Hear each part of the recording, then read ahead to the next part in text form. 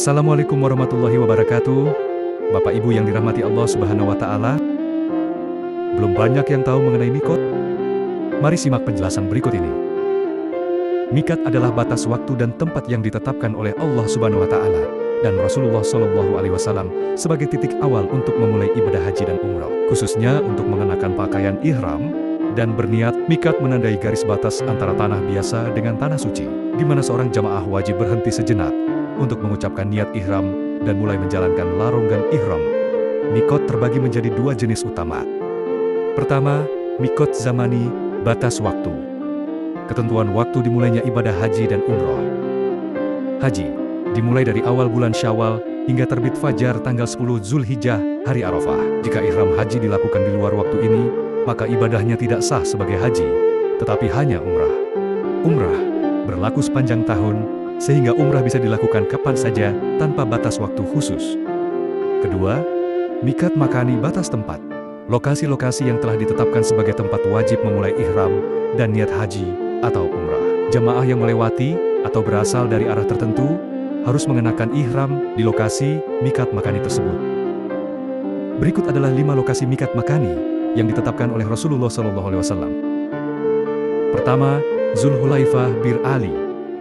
Terletak sekitar 9 km dari Madinah, digunakan oleh jamaah yang datang dari arah Madinah. Jamaah haji asal Indonesia yang diberangkatkan pada gelombang pertama dan mendarat di Bandara Amir Muhammad bin Abdul Aziz, Amaa, Madinah, mengambil mikat di Masjid Zulhulaifah.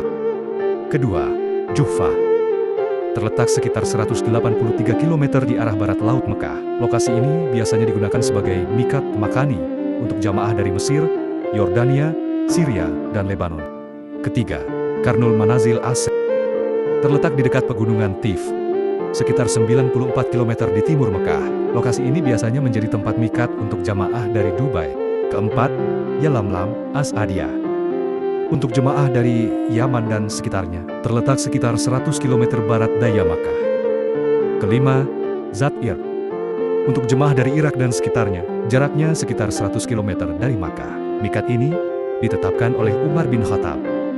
Jemaah yang melewati salah satu mikat ini wajib mengenakan ihram dan berniat sebelum melintasinya. Bagi jemaah yang berada di dalam batas mikat, seperti penduduk Makkah, mereka dapat memulai ihram dari tempat tinggal mereka. Mikat untuk jemaah Indonesia. Jemaah haji Indonesia biasanya terbagi dalam 2 gelombang. Gelombang 1, mendarat di Madinah dan mengambil mikat di Bir Ali Zulhulaifah. Gelombang 2, mendarat langsung di Jeddah dan mengambil mikat di Karnul Manazil atau Yalamlam, tergantung rute perjalanan. Bagi jemaah yang telah berada di Makkah dan ingin melaksanakan umrah tambahan, mereka dapat mengambil mikat di luar batas tanah haram, seperti Masjid Aisyah Tanim, sekitar 8 km dari Masjidil Haram. Jirana, sekitar 14 km dari Makkah. Hudaybiyah, sekitar 16 km dari Makkah. Tempat-tempat ini digunakan untuk memulai ihram bagi umrah tambahan. Memahami dan mematuhi ketentuan mikat sangat penting untuk memastikan keabsahan ibadah haji atau umroh. Melanggar mikat tanpa alasan yang dibenarkan dapat menyebabkan ibadah tidak sah atau mewajibkan pembayaran dam. Dengan memahami mikat, jemaah dapat mempersiapkan diri dengan baik dan melaksanakan ibadah sesuai dengan tuntunan syariat Islam. Berikut adalah sedikit ulasan mengenai mikot. Insya Allah, Allah Subhanahu wa Ta'ala mengizinkan kita semua untuk beribadah di tanah suci Mekah dan Madinah. Amin, amin ya rabbal alamin. Wassalamualaikum warahmatullahi wabarakatuh.